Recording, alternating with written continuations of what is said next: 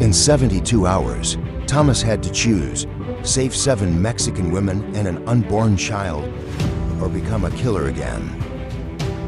What happened next brought the entire Texas Rangers to his door. This is that story.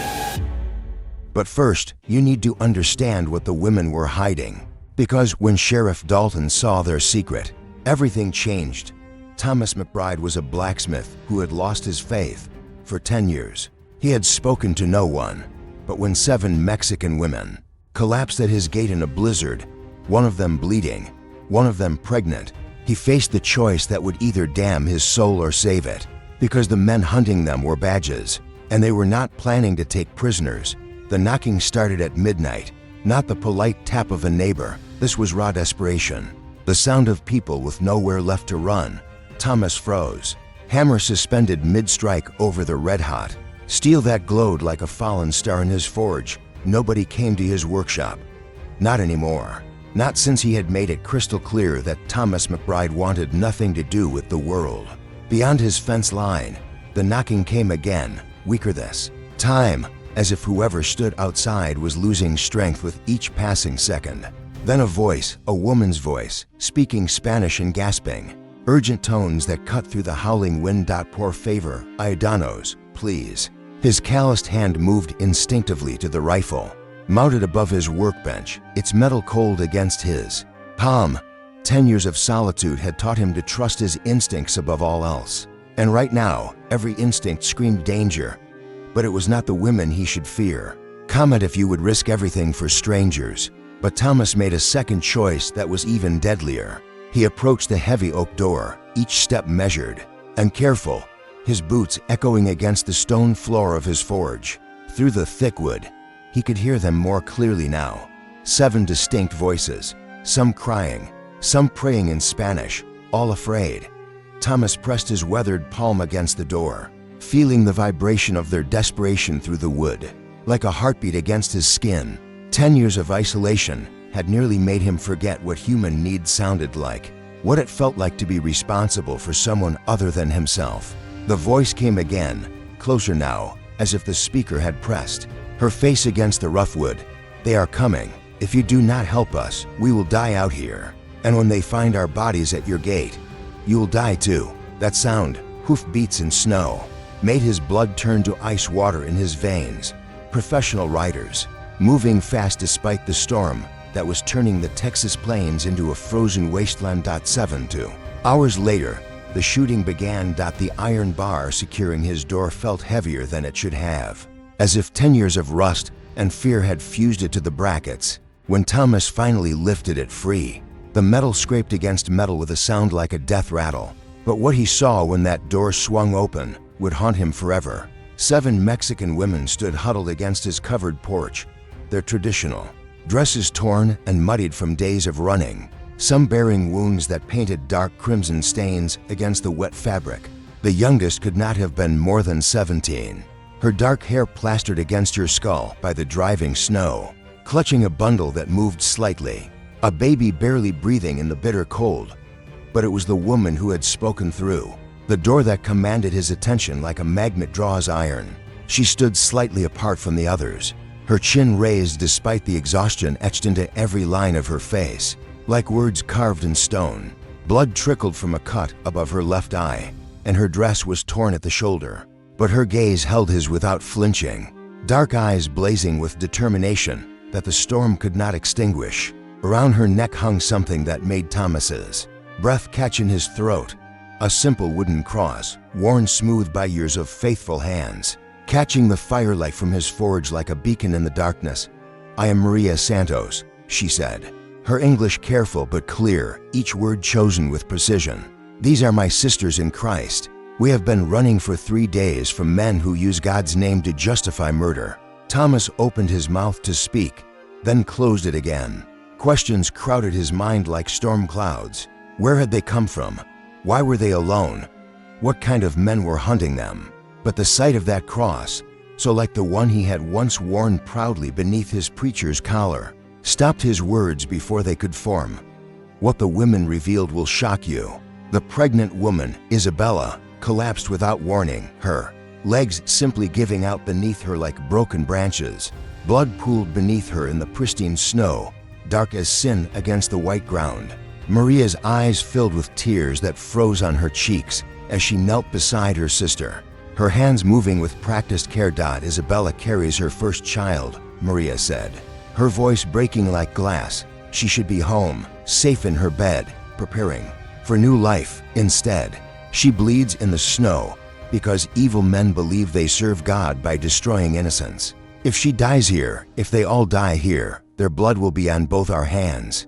Because somewhere in the darkness beyond his forge, riders were closing in like wolves on wounded prey. And once they arrived, there would be no going back to the life he had built in the shadows of his own grief.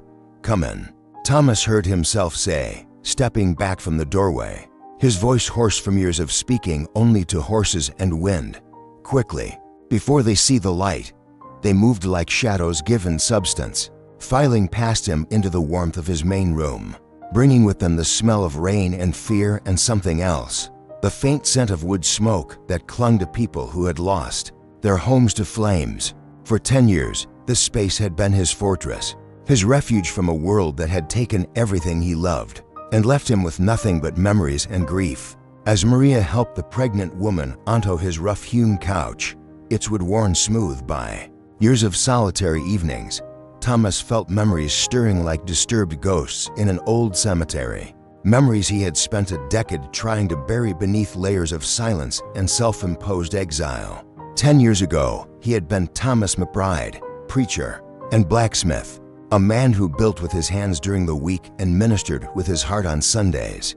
He had believed, with the certainty of youth and faith, that good people were protected by divine providence, that justice would always triumph over evil, that love could conquer any darkness. Until the night raiders burned the orphanage to the ground. 23 children had been sleeping peacefully in their beds, dreaming innocent dreams of better tomorrows. Elena, his beloved wife, had been reading them bedtime stories from her worn Bible when the flames began to lick at the walls like the tongues of demons. He had been away, visiting a sick parishioner, when the orange glow lit up the night sky like a second sunrise. He had found her body the next morning, still shielding two little ones beneath her, her Bible clutched in hands that would never turn another page. The children, all of them, had died in their sleep from the smoke, their faces peaceful as if they had simply passed from one dream into another. Hit like if you can feel where this is going. "Why are they hunting you?" Thomas asked, his voice rougher than intended, scraped raw by memories he thought he had successfully buried.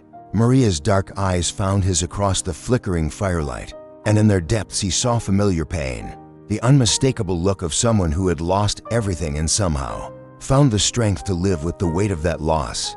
It was a look he knew well from his own mirror. "Because we refused to sell our land to the railroad companies who promised prosperity, but delivered only exploitation," she said, her fingers unconsciously touching the cross at her neck. "Because we practice our faith in Spanish as well as English, and some men believe that makes us less Christian. Because some of us married good men who loved us for who we are, rather than what we could provide, and that threatens their idea of proper order." She paused, her breath misting in the cooling air of the room. "And because Sheriff Dalton believes God has chosen him to civilize us through any means necessary, including methods that would make the devil himself recoil in horror." Thomas felt something cold and familiar settle in his stomach like a stone dropped into still water. He had known men like that during the war, men who wore uniforms and quoted scripture but had forgotten what either truly meant, men who took what they wanted and killed anyone who might speak of it. Later, all while claiming divine mandate for their actions. Around the fire, the women began tending to each other's wounds with the practiced efficiency of people who had learned to survive in a world that wanted them dead. Thomas watched, mesmerized despite himself, as steady hands cleaned cuts and bound injuries with strips torn from petticoats.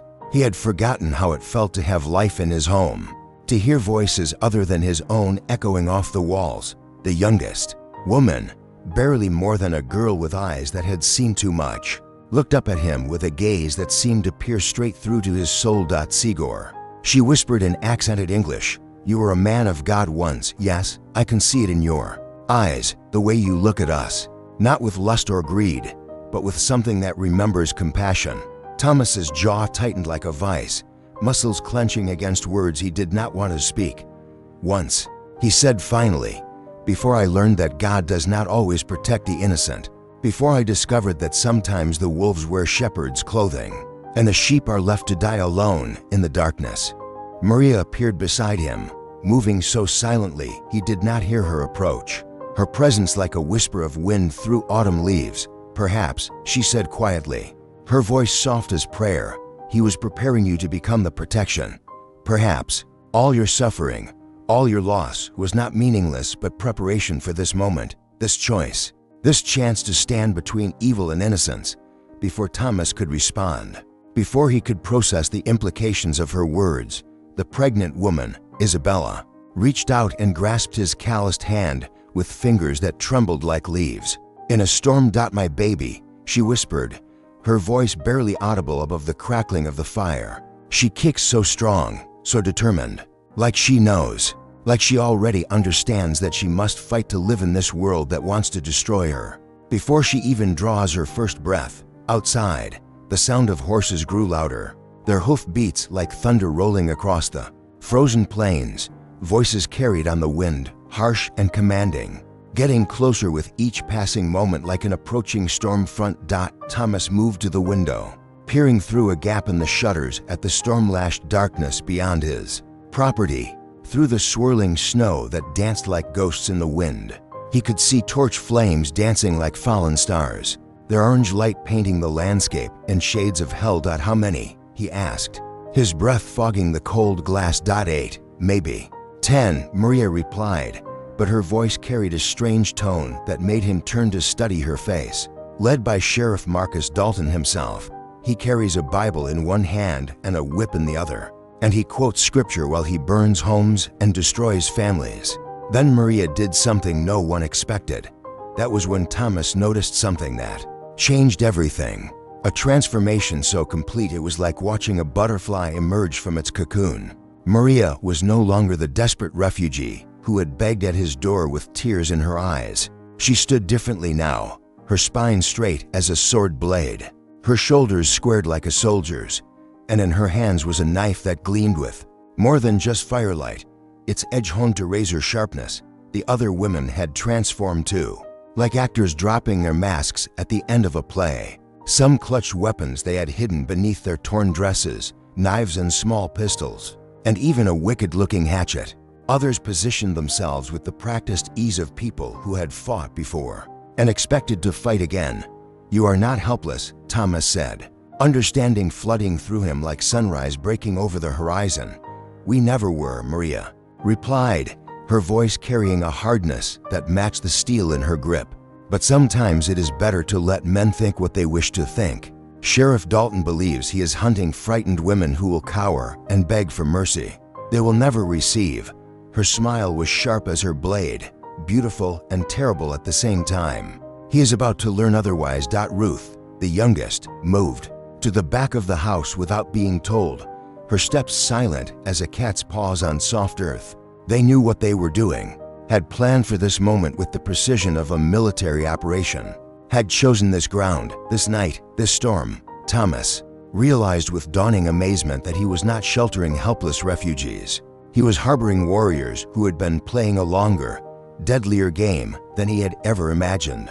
How many men have you killed? Thomas asked Maria directly, his voice steady despite the storm of emotions raging in his chest. Her dark eyes met his, without shame, without regret, with only the cold certainty of someone who had done what was necessary to survive. Enough to know that Dalton's men are not the first to underestimate Mexican women, she said quietly. They will not be the last, but they may be the most surprised when they discover their mistake. Outside, a voice rang through the storm like a bell tolling for the dead, commanding, arrogant, certain of victory that seemed assured. I know you are in there. Come out now, and we will make this quick and relatively painless. Sheriff Dalton had arrived with his gospel of violence and his Bible of hate. Thomas felt something he had not experienced in 10 years, something he thought had died with Elena and the children, the cold clarity that came before violence, when survival stripped away everything except what needed to be done. These women had not come to his forge by accident or divine intervention. They had chosen this ground with the precision of generals planning a campaign. "What do you need from me?" he asked, his voice steady as bedrock.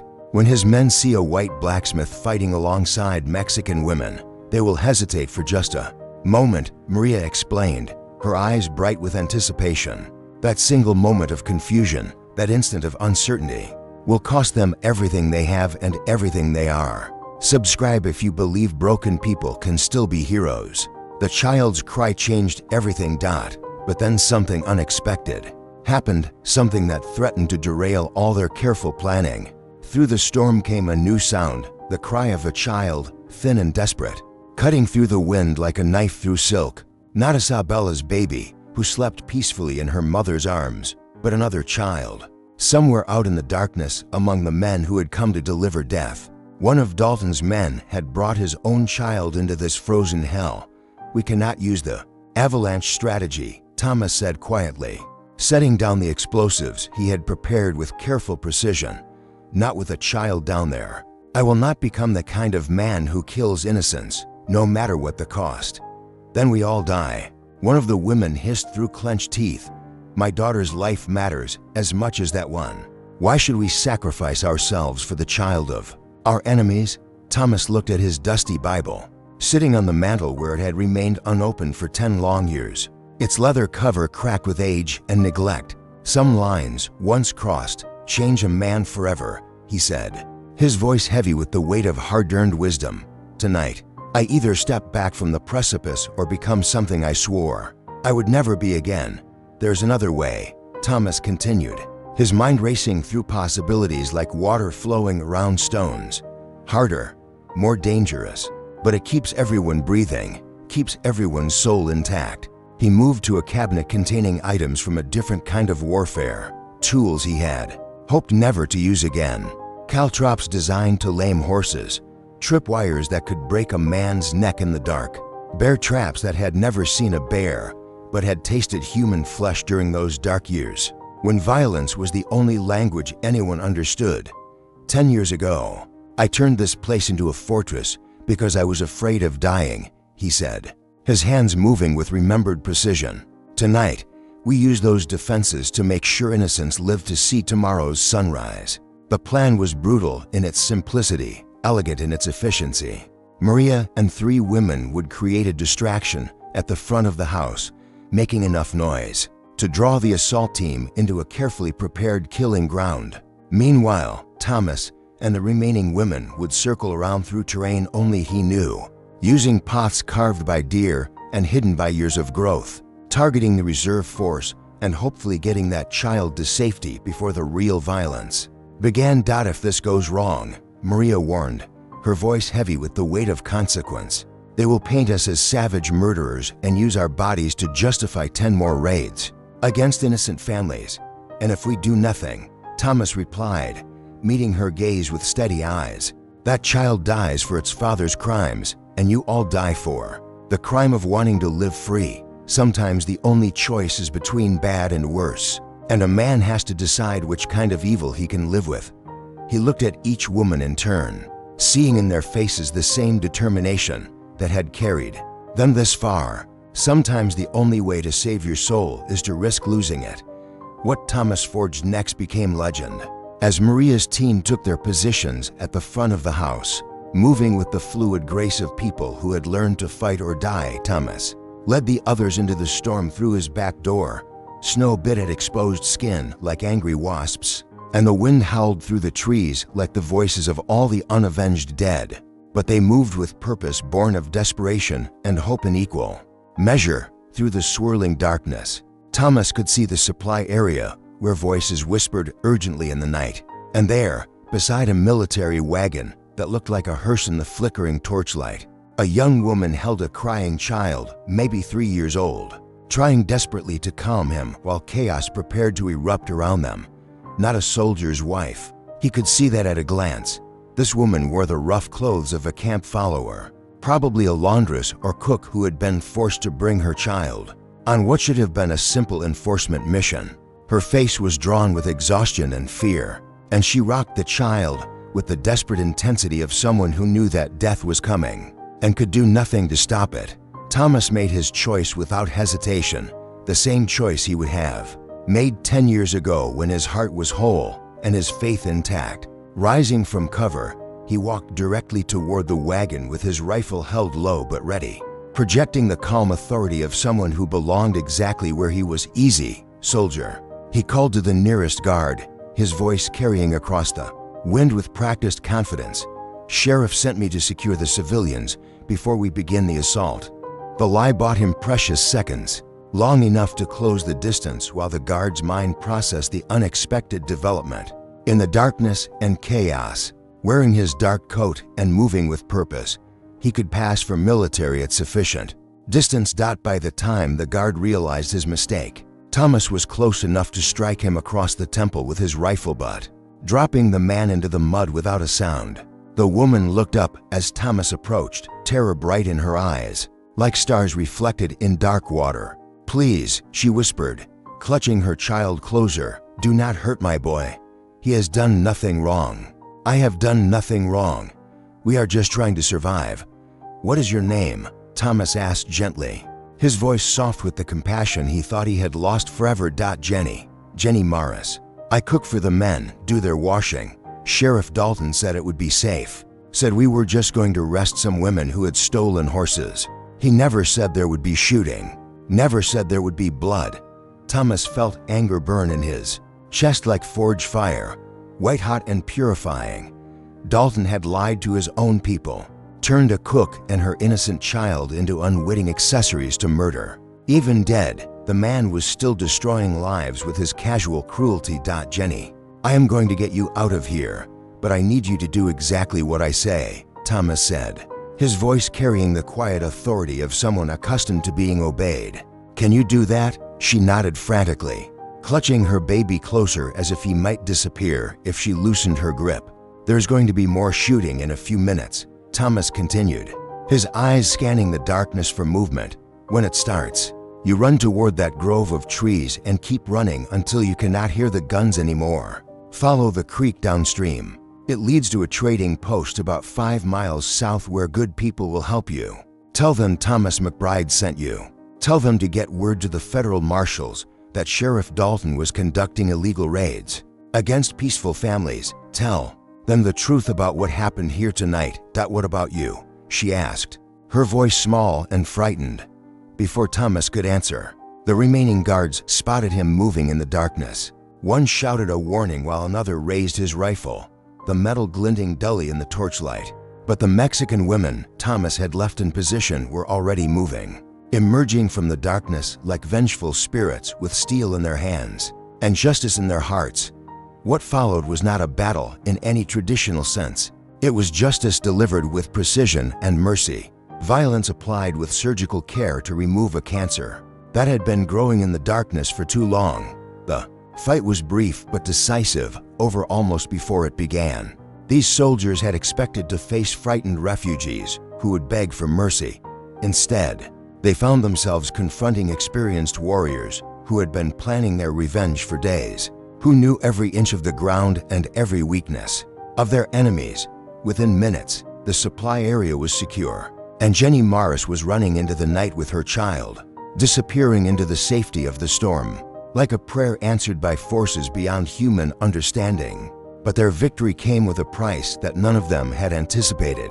From the direction of the house came an ominous quiet, a silence so complete it seemed to swallow sound itself. Either Maria's group had won their fight completely, or they were all dead and the silence was that of a tomb. Then, cutting through the night like a blade forged in hell itself, came a new voice, cold and authoritative, carrying the weight of absolute power and utter ruthlessness. "This is Colonel Bradley, Texas Rangers. You are surrounded by a full company of soldiers. Surrender now, or we will burn you out and hang the survivors from the nearest trees."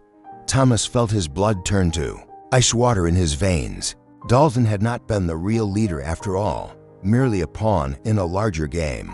Somewhere in the darkness, a much more dangerous enemy had been watching and waiting, letting others do the dying while he positioned his forces for the killing blow.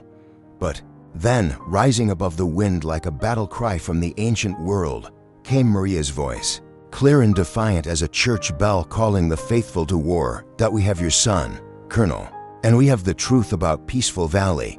The silence that followed was deeper than death itself, pregnant with implications that stretched far beyond this single night of violence. Even the storm seemed to pause, as if nature itself was waiting to see how this drama would unfold. Then Bradley's voice came again, but now it carried a tremor that had not been there before. The first crack in a facade of absolute confidence. "Release the boy, and we can discuss terms like civilized people." "There are no terms," Maria shouted back, her voice carrying across the frozen landscape like judgment itself. "Only justice. Your men destroyed our village, murdered our families, and worse. Now you will answer for their crimes before God and man." Inside the house, Thomas found a scene that would have been impossible to imagine an hour earlier. Maria stood behind a young man in lieutenant's uniform, her knife pressed to his throat with the precision of a surgeon's scalpel. The boy, and he was barely more than a boy despite his rank, had Bradley's eyes and the same aristocratic jaw that spoke of privilege and power, but where his father projected cold authority and absolute control, the son showed only terror and the dawning understanding of what he had become part of. "He came through the back," Maria explained quietly, her voice steady despite the storm of emotions that must have been raging in her chest. "Thought he was being clever, flanking us while his father's men attacked the front. Instead, he delivered himself into our hands like a gift from Providence." The young lieutenant tried to speak, but Maria's blade pressed closer to his skin, drawing a thin line of blood that gleamed like a ruby in the firelight. "How old are you?" Thomas asked, his voice gentle despite the circumstances. 19, came the whispered reply, barely audible above the wind that howled through the broken windows. "Same age as some of the women your father's men murdered in their beds," Thomas said quietly, his voice carrying the weight of terrible knowledge. "Same age as the children who died in the flames while their parents were forced to watch. Tell me, son, did you know what Dalton was really doing to those villages?" The young man's eyes flickered between Thomas and Maria, understanding finally dawning like sunrise, breaking over a battlefield strewn with corpses. "I thought we were suppressing hostile Indians," he said, his voice breaking like a boy's despite his uniform and rank. "Father said they were raiders, that we were protecting innocent settlers from savage attacks." "Your father lied," Maria said softly, her voice carrying infinite sadness for innocence lost and trust betrayed. "We were living peacefully until Dalton came with his gospel of hate. We grew corn and raised children and bothered no one. We sang hymns on Sunday and taught our little ones to read from the same Bible your father claims to serve." She paused, her eyes bright with unshed tears for all that had been lost. "But peaceful Indians do not justify military budgets, do they? Peaceful Mexicans do not create the kind of fear that opens congressional purses and expands territorial authority. Outside, Bradley's voice came again, more desperate now as he began to understand that his carefully laid plans were unraveling like a rope in a hurricane. "I have 60 men surrounding this house. Release my son, and I will give you safe passage to the territorial border. You have my word as an officer and a gentleman." Thomas almost laughed at the bitter irony. Safe passage from a man who had built his career on broken promises and manufactured wars whose word was worth less than the paper his commissions were written on. "There's another way," Thomas said, looking at the young ranger with eyes that had seen too much death and too little justice. "One that does not require his death, but does require something far more valuable and far more rare." He turned to the boy, seeing past the uniform to the frightened child beneath. "You do not want to betray your father, I understand that, but I want you to tell the truth, the whole truth, about what you have seen and done. The question is whether you are man enough to face what that truth means." The young man's eyes moved between the documents Maria had carried, evidence of systematic murder disguised as law enforcement, orders written in his father's own hand that commanded unspeakable acts. His hands shook as he read, his face growing pale as he understood the full scope of what he had been part of. "These orders," he whispered, his voice barely audible, "they are in Father's handwriting. No prisoners, no witnesses.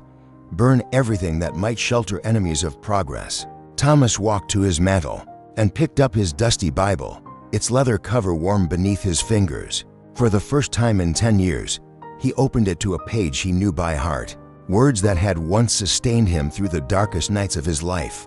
"Your father quotes scripture while he burns churches," Thomas said, his voice carrying the authority of someone who had once preached from a pulpit and ministered to dying souls. "He speaks of civilization while he murders children in their beds. He claims divine mandate while serving only his own ambition and greed." Thomas looked directly into the young man's eyes, seeing the battle between loyalty and conscience that raged there like a war, between heaven and hell. What he serves is not God, son. It is the oldest idol of all, dressed up in the language of righteousness and wrapped in the flag of progress. The young ranger looked up, tears streaming down his face like rain on a window pane. "What do you want me to do?" "Testify," Thomas said simply. "Tell the truth about what you have seen and done. Help us end this cycle of violence and bring real justice to those who have suffered. Help us make sure that no more children die for the sins of their fathers." 6 months later, Thomas McBride stood in a federal courthouse in Austin, watching as Colonel Bradley was sentenced to hang for crimes against innocent civilians. The courtroom was packed with survivors and witnesses, with federal marshals and territorial officials, with reporters whose stories would carry the truth to every corner of the nation. That the young ranger, now former ranger, had testified with a courage that surprised everyone who heard him speak. He had laid bare the entire conspiracy, naming names and producing documents, accepting responsibility for his own actions while exposing the systematic corruption that had made such atrocities possible. But the real victory was not in the courtroom, with its formal pronouncements and legal ceremonies. It was in the small mission Thomas had built with Maria and the other women, a place where Mexican and Anglo children learned together in classrooms filled with laughter and hope, where faith was practiced into languages, but with one heart, where the future was being written by hands that remembered the past, but refused to be imprisoned by it. Thomas no longer spoke only to horses and the wind. He had found his voice again, and with it, his purpose. The forge still glowed with fire, but now it shaped tools of peace rather than weapons of war. The Bible on his mantle was no longer dusty, but worn from constant use, its pages soft with the touch of fingers that had learned to trust again. Sometimes God uses our deepest pain to prepare us for our greatest purpose, Thomas would tell the children who gathered around him in the mission school. Sometimes he allows us to be broken so that we can learn how to help others heal. Sometimes the darkest night comes just before the dawn. That will change everything. At Still Standing Souls, we believe that no one is too broken for God to use, that no one is too lost to find their way home again. We believe that your darkest hour might be preparation for your finest moment, that your greatest failure might be the foundation for your greatest victory. Subscribe for more stories of faith and courage, of ordinary people who found extraordinary strength when they needed it most, of the God who wastes nothing, not even our pain, not even our tears, not even our years of walking in darkness. What would you have done in Thomas's place? Would you have opened the door? Would you have risked everything for strangers? Would you have chosen justice over safety, truth over silence? Tell us in the comments below, because your voice matters, your story matters. Your courage to speak truth in a world full of lies matters more than you know. Thanks for spending time with us today in this place where stories live and truth endures. If this story meant something to you, if it stirred something in your heart or reminded you of who you are meant to be, pass it on to someone who needs to hear it. This is Still Standing Souls, where real stories meet quiet strength and lasting hope. Is always just one choice away. Real stories, quiet strength, lasting hope.